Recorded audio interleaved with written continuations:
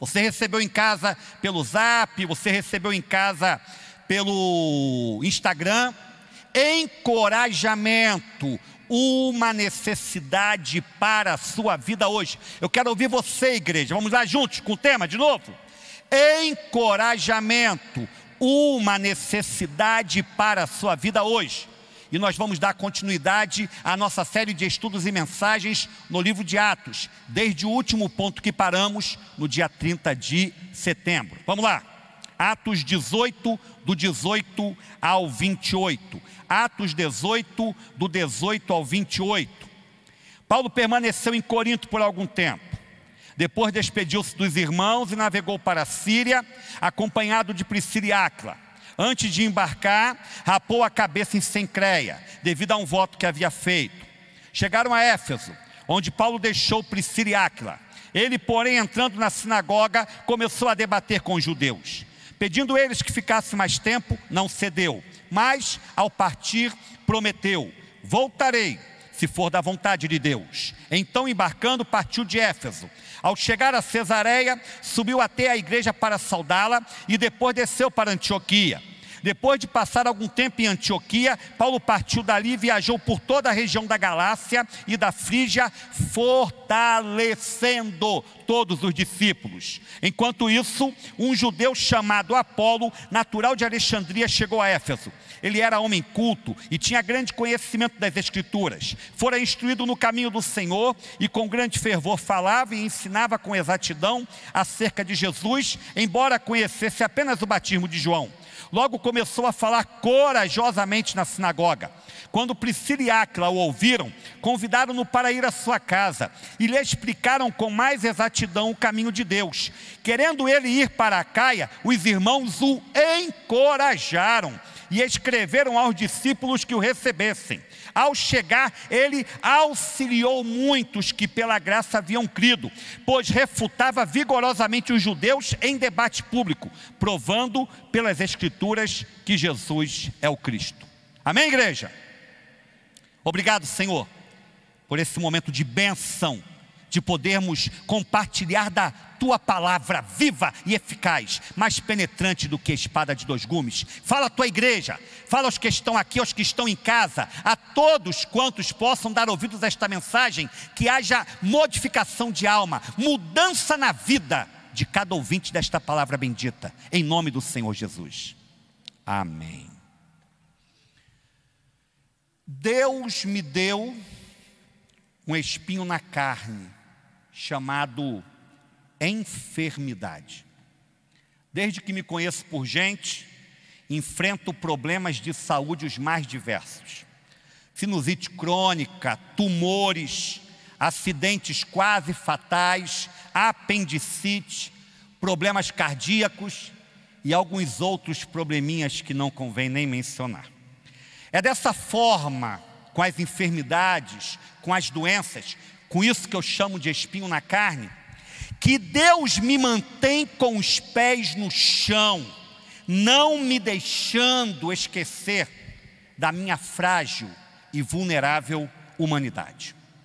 E nesses momentos de enfrentamento das dores, quando estou no hospital, o que não é incomum nem tão raro, quando estou num ambiente solitário como um apartamento, um quarto, em casa, recuperando-me, é muito importante para o processo de restauração da minha saúde física e emocional, uma palavra de alento, vinda de uma pessoa querida. Seja ela pessoalmente, por meio de uma visita, seja ela por meio de um site, de WhatsApp, Instagram, seja uma comidinha, um almoço, um jantar, um lanche, alguma guloseima que chegue.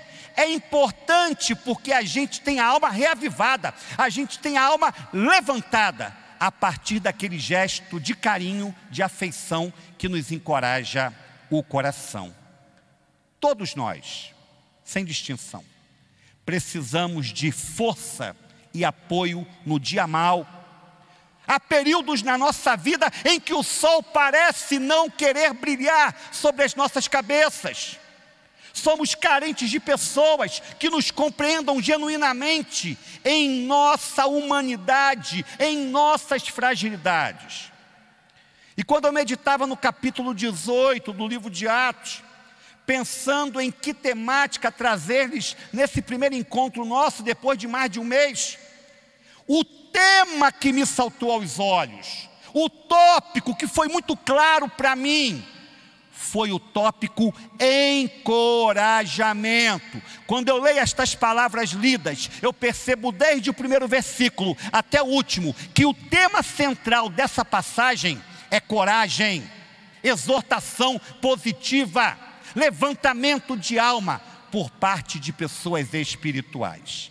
E será sobre isso que nós vamos falar a partir de agora, encorajamento. E eu tenho 3 verdades para compartilhar com vocês.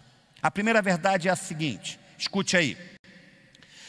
Todos precisamos de uma família saudável que nos sirva como um porto seguro. Todos precisamos de uma família saudável que nos sirva como um porto seguro. Vamos para a palavra, Atos 18, verso 1, olha o que diz.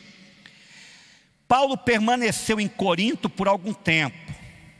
Depois despediu-se dos irmãos e navegou para a Síria, acompanhado de Priscila e Áquila. O casal Priscila e Áquila foi um presente muito especial de Deus para o ministério de Paulo quando ele estava em Corinto. Num dos momentos em que ele era mais perseguido pelos seus irmãos de sangue judeus, momento esse em que Silas e Timóteo, seus companheiros de missão, estavam longe, eis que chega esse casal, Priscila e Áquila, que se torna um sustentáculo, um pilar em toda a vida restante de Paulo. E é interessante que esse casal tinha a mesma profissão do apóstolo. Aquele casal, Priscila e Áquila, era fazedor de tendas, ou seja, até o sustento financeiro de Paulo foi abençoado pela chegada de Priscila e Áquila. Os seus ganhos financeiros foram ampliados, porque Deus mandou um casal que se encaixava certinho com eles. Vamos ler o texto para a gente poder relembrar o encontro deles? Vamos lá? Vamos lá? Olha o que diz em Atos 18, do 1 ao 3. Aliás, viu, irmãos, eu me equivoquei. O primeiro versículo que eu li não é Atos 18, 1. Eu fiz errado aqui, anotei errado aqui. Atos 18, 28. Agora sim, vamos ler o 1, 2 e 3. Depois disso, Paulo saiu de Atenas e foi para Corinto. Ali encontrou um judeu chamado Áquila, natural do Ponto, que havia chegado recentemente da Itália com Priscila, sua mulher, pois Cláudio havia ordenado que todos os judeus saíssem de Roma. Paulo foi vê-los e, uma vez que tinham a mesma profissão, ficou morando e trabalhando com eles, pois eram fabricantes de tendas. Atos 18, do 1 ao 3. Observe o que eu vou dizer para você, e você vai concordar comigo, eu sei que você vai. Um amigo que nos encoraje é muito bom, é muito positivo. Mas uma família madura, que nos sirva como ponto de apoio para a alma, é melhor ainda. Você concorda com o que eu disse agora? Um amigo que te coloque para cima, que te deixe up, maravilhoso. Mas uma família na qual você pode atracar o seu barquinho, com a qual você pode contar nos melhores e piores momentos, é infinitamente melhor. E foi isso que Priscila e Áquila representaram para o ministério de Paulo: encorajamento firme, estabilidade com a sua presença amiga. Uma questão: você tem uma família com a qual você possa contar verdadeiramente nas suas horas de dor, de dúvida existencial? Você tem? Glorifique a Deus se a sua resposta é sim. Dê glória a Deus se você tem pelo menos uma família que lhe é uma família irmã, que lhe funciona como porto seguro para a sua alma. É dádiva, é presente dos céus podermos contar com famílias sábias em nossa vida.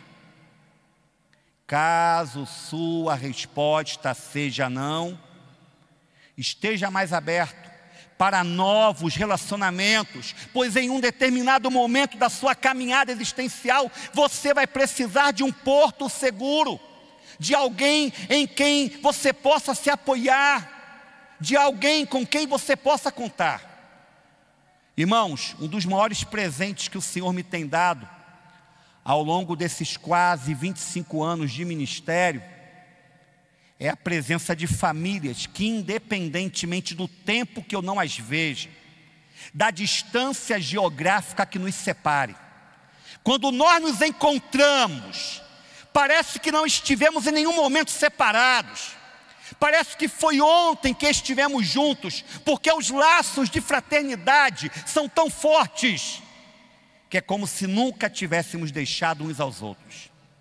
E eu louvo a Deus, eu glorifico ao Senhor, porque aqui nessa igreja, a Igreja Batista Memorial em Teixeira de Freitas, Deus me tem dado famílias saudáveis, com as quais eu posso contar, diante das quais eu posso ser o Júlio César, que não é o pastor Júlio apenas, mas é o Júlio César homem, o Júlio César que tem coração, o Júlio César que tem sonhos, desejos, aspirações, que nem todo mundo pode entender às vezes, porque idealiza o pastor como uma espécie de super-homem espiritual.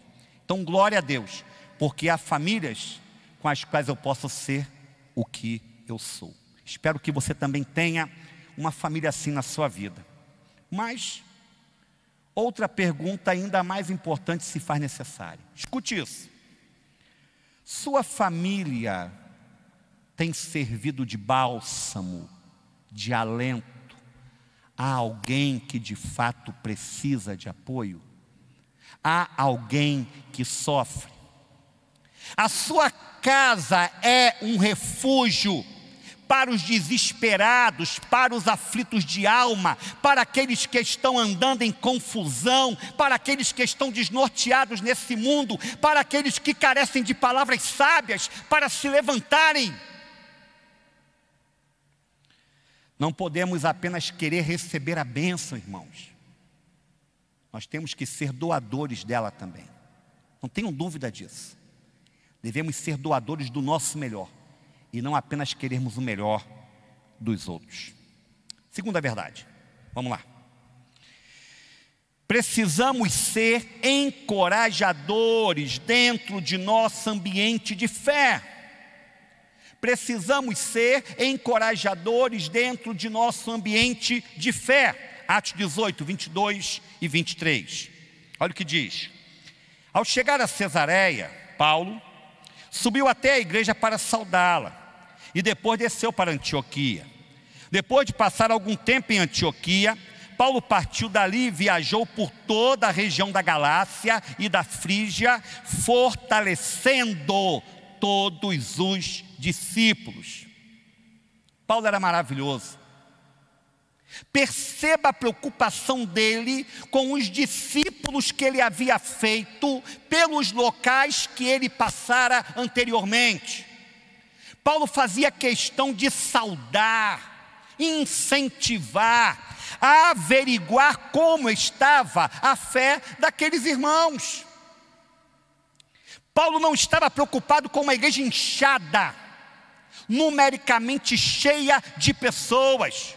O que para Paulo importava era a qualidade da vida individual da congregação, um a um, membro a membro. Ele ia lá conferir se todo o seu trabalho havia surtido resultados, gerado frutos para a eternidade, se as pessoas estavam firmadas ou desconectadas do ambiente de fé em que ele as plantara.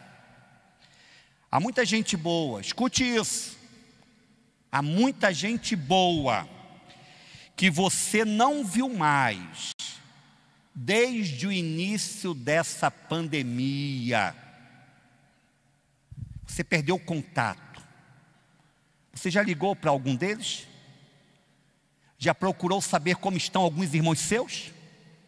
Da sua igreja, da sua congregação? O que estão fazendo? O que estão passando? Se estão congregando em outro lugar? Se estão atentos aos cultos da igreja, participando virtualmente do corpo? Há muitos que estavam frequentando a igreja com regularidade, caminhando para uma decisão, e pararam, abruptamente, estão com medo até de voltar. Há muitos que se desvincularam completamente após o nosso período de afastamento social. Você já tentou saber onde é que algumas dessas pessoas se encontram? Há muitos que estão sofrendo agora, e disso diz respeito à nossa igreja. Estão sofrendo pela perda de um ente querido durante esse momento de pandemia. Há muitos que estão com dificuldades econômicas vivenciadas, dificuldades concretas. Estão em isolamento forçado, pessoas mais idosas, susceptíveis, com comorbidades, susceptíveis e sensíveis a esse vírus maldito. E você conhece algumas dessas pessoas. Não é natural que você não saiba do paradeiro delas. Não é normal que você não esteja se importando com elas. Uma mensagem pelo Zap, um telefonema. Não digo nem uma visita, porque o povo está desesperado, né? O povo não quer receber visita de ninguém, né? A verdade é essa, a grande maioria está com medo ainda. Mas há maneiras inúmeras de sabermos como estão aqueles nossos amados irmãos. A igreja precisa ser um ambiente de encorajamento mútuo, recíproco, de modo que nós deixemos de nos preocuparmos apenas com nós mesmos, mas façamos valer a palavra de Paulo que está lá em Gálatas, Gálatas capítulo 6, versículo 2. Vamos comigo, irmão, vamos lá? Levem os fardos pesados uns dos outros e assim cumpram a lei de Cristo. Isso é muito sério. Ser irmão na hora da alegria, da bonança, da fartura, da festa, do êxtase é muito mole, é muito fácil. Mas nós somos chamados a ser irmãos para levarmos os fardos pesados uns dos outros. Será que estamos fazendo isso? Esses dias vou falar de uma coisa, porque eu quero falar para abençoar. Eu não quero falar para contar prosa pessoal e nem para a igreja. Vou falar porque eu quero abençoar esse casal. Tem um casal da nossa igreja, é um casal muito tímido. Ele se chama Emerson e Tuane. Quem conhece Emerson e Tuane? Levanta a mão aí. Só Joana, Diane, Adilson. Mas ninguém conhece Emerson e Tuane? E sumiram, desapareceram. Aí, esses dias consegui falar com Tuane pelo WhatsApp. E a história que ela me contou, irmãos, me deixou assim, derrotado. Eles tiveram recentemente uma filhinha, a pequena Luna. E Luna nasceu com uma deformidade física. Ela tem uma enfermidade que é chamada de ossos de vidro. Já ouviram falar sobre isso já? Toda hora a Luna está se quebrando. Qualquer queda ela se quebra. Quebrou o fêmur, a tíbia. Teve várias quebras, uma coisa horrenda. E quando eu fui dar conta, irmãos, Tuane e Emerson já haviam vendido o carro, já haviam vendido a casa, estavam pensando em ir para Portugal, mas com essa pandemia tiveram que abortar o plano. E o dinheiro da passagem foi tudo gasto para estarem em São Paulo, na ACD, que é o local especializado para tratar dessa enfermidade. Aqui não tem nenhum tipo de método para cuidar disso, só lá em São Paulo, na ACD, que é referência mundial. E estavam na casa de parentes, completamente desprovidos financeiramente. Na mesma hora liguei para Junão, nosso líder da Rede Solidária IBM. Liguei para Azul e liguei para Mileninha, que são as líderes do bazar solidário da nossa igreja. Eu estou colocando isso aqui para você. Se alguém quiser contribuir, você que está em casa também, com Emerson e Tuane, que largaram tudo para ficar à disposição da pequena aluna e tendo que tratá-la urgentemente. Você pode me procurar, pode procurar a secretária da igreja, que a gente vai ter o maior prazer de te orientar para você saber como você pode ajudar. A igreja existe para isso, irmãos. É para abençoar, é para incentivar, é para encorajar. E eu poderia citar aqui pelo menos mais uma meia dúzia de casos de presença da igreja nesse período de tristeza mundial, de angústia universal. Mas não vou falar, porque o que a mão esquerda faz, a direita não tem que saber. A gente só falou isso aqui agora para que a gente se desperte para uma maneira de abençoar ainda mais MC Tuane. Ok, meus irmãos? Amém? Amém? Então você fica atento aí, que Deus pode te usar para abençoar aquele casal que está em São Paulo. Vamos caminhar então? Última verdade da noite. Última verdade da noite.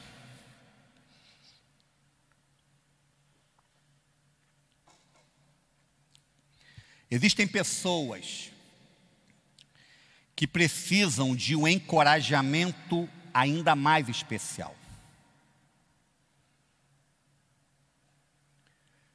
Existem pessoas que precisam de um encorajamento ainda mais especial.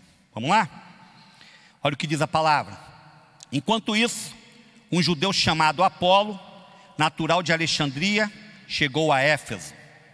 Ele era homem culto e tinha grande conhecimento das Escrituras.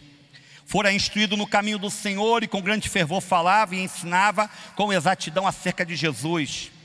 Embora conhecesse apenas o batismo de João, logo começou a falar corajosamente na sinagoga. Quando Priscila e Áquila o ouviram, convidaram-no para ir à sua casa e lhe explicaram com mais exatidão o caminho de Deus. Aqui temos um novo personagem que chega no livro de Atos, Apolo. Apolo vai ter uma grande participação nas igrejas que foram fundadas pelo apóstolo Paulo, especialmente a igreja de Corinto, onde Apolo se tornou um dos maiores líderes daquela congregação fundada, iniciada por Paulo. Mas, nesse ponto de nossa narrativa em Atos, Apolo ainda está cru, verde.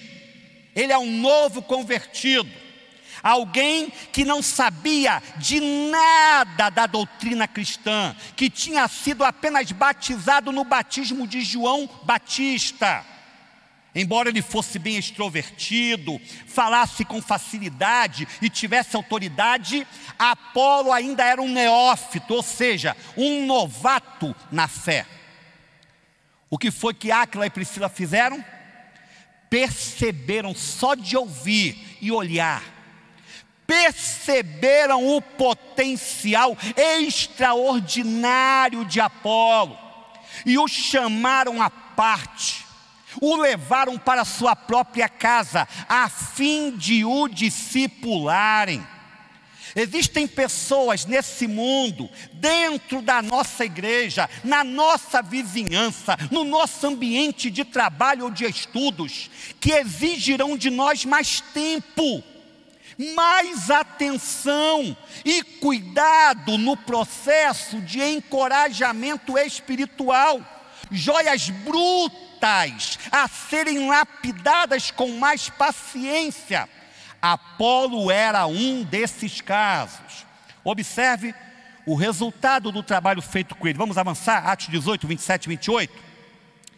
Querendo ele ir para Caia, a região da igreja de Corinto, os irmãos o encorajaram. Olha novamente a palavra aí. E escreveram aos discípulos que o recebessem. Ao chegar, ele auxiliou muito os que pela graça haviam crido, pois refutava vigorosamente os judeus em debate público, provando pelas Escrituras que Jesus é o Cristo. Apolo sentiu-se vocacionado para ir a Corinto, na região de Acaia, a abençoar aquela igreja. E ele foi encorajado pelos irmãos de Éfeso a assumir tal missão. E o que foi que Apolo fez quando chegou lá? O texto é claro, ele encorajou os crentes que ali estavam, graças ao seu conhecimento das Escrituras. Ei, meu irmão, deixa eu te falar uma coisa aqui. Você tem que conhecer a Bíblia. para você poder levantar a alma de alguém, para você trazer uma palavra de ânimo verdadeiro, que não sejam apenas palavras de autoajuda humana. Você tem que conhecer a Bíblia, porque é a Bíblia que restaura o homem e a mulher. É o poder de Deus para a salvação de todo aquele que crê. Uma frase que eu quero colocar aí, e quero que você se lembre disso. Se liga lá. Quem é encorajado pelo corpo de Cristo, ganha poder para encorajar outros ao longo da sua caminhada também. Apolo deu do que tinha recebido, Apolo compartilhou do que tinha ganhado liberalmente de Priscila e Áquila. Ele passou adiante, numa grande corrente do bem. Sejamos menos egocêntricos. Paremos de olhar apenas para o nosso próprio umbigo. Nesse exato momento existem aqui pessoas especiais. Pessoas para as quais devemos olhar com mais carinho, com mais zelo, com mais atenção. Pessoas que o Senhor já nos incomodou, já nos tocou para chegarmos junto delas, mas nós estamos resistindo ao Espírito Santo de Deus. Existem peças a serem trabalhadas por meio da sua instrumentalidade, que lidam com você, não com o seu pastor, não com o seu irmão, e é você o meio pelo qual estas vidas podem ser transformadas em verdadeiros discípulos de Jesus. Mas você tem que ousar, você tem que levantar-se, tem que caminhar até essa pessoa, dedicar tempo a ela, investir das suas finanças talvez, abrir a sua casa, chegar junto e deixar-se também chegar. Irmãos, eu falo, o pessoal brinca, né? Eu sou muito tímido. Eu sou extremamente tímido. Quem me conhece sabe do que eu estou falando. E quando eu me converti, esse era o meu maior problema. Eu me converti aos 14 anos de idade numa igreja que já tinha 700 membros. E quando eu vi aquela multidão que eu não conhecia ninguém, eu não tinha ânimo nem vontade para ir na igreja no domingo. Eu sabia do que Cristo estava pedindo de mim, requisitando a mim. Eu sabia que eu era dele, mas eu não conseguia chegar lá e encarar aquela multidão. Eu chegava sempre atrasado, para não ter que encarar ninguém na portaria da igreja. E eu era sempre o primeiro a sair, para não ter que encontrar com ninguém. Era uma timidez doentia. E tinha um problema pior. Na minha época, passava um programa que só os da minha idade vão se lembrar. Os Trapalhões. Didi, Dedé, Mussum e Zacarias. E eu era viciado naquele negócio. E os Trapalhões sempre começavam às 7 horas da noite. E até às 8, a hora do culto. E eu começava a ver os Trapalhões. Tá rindo, né, Mari? Que você também já viu muito, né? É do seu tempo também. Eu começava a ver os Trapalhões e eu não queria mais ir para a igreja. Até arrumado eu estava, mas eu me entretia lá com as brincadeiras do Didi principalmente e não ia mais para a igreja. Aí eu fiquei um ano nessa brincadeira. Eu ia uma vez a cada mês, enfraquecendo, vazio, dando mau testemunho, porque eu não tinha alimento. Deus colocou na minha vida um jovem chamado Márcio. Nem sei onde Márcio está hoje. Como eu queria saber onde ele está hoje. Márcio, um jovem policial militar. E aquele menino que morava no lado totalmente oposto do meu, decidiu pagar o preço pela minha vida. Ele passava na minha casa sempre meia hora antes do culto, de modo que eu não tinha como dizer que não estava, que eu não tinha como me esconder, não tinha como não ir. Daqui a pouco ele me começou a me engajar nos adolescentes, a participar das gincanas da igreja, dos adolescentes. Hoje eu estou aqui com vocês. Hoje eu sou pastor de vocês. Porque uma pessoa decidiu me encorajar e pagar o preço pela minha vida. Quantos tesouros escondidos quantos tesouros escondidos. E o Senhor nos está chamando para desenterrá-los. Você está disposto a isso? Você está disposto a isso? Finalizando a minha palavra, todo momento, escute o que eu vou dizer, quero fechar com essa palavra. Todo momento é um momento oportuno para sermos encorajadores daqueles que o Senhor coloca em nosso caminho. Não tem tempo ruim, todo momento é oportuno. Eu estava no hospital há poucas semanas, esperando liberarem o meu cateterismo, e angustiado ali. Esse dia eu estava sozinho no quarto, na expectativa de fazer logo esse exame e ir embora de lá, sentindo as crises frequentemente. E de repente, quem é que entra no quarto? Nossa querida Adrileia, o meu anjo do Hospital Sobrasa, que sempre cuida de mim com todo carinho. Nossa irmã aqui da igreja, de quem falamos acerca da cirurgia que ela fez. E ela entrou na hora que ela tinha acabado de receber o exame, constatando que o tumor era maligno, estava com CA nas mamas.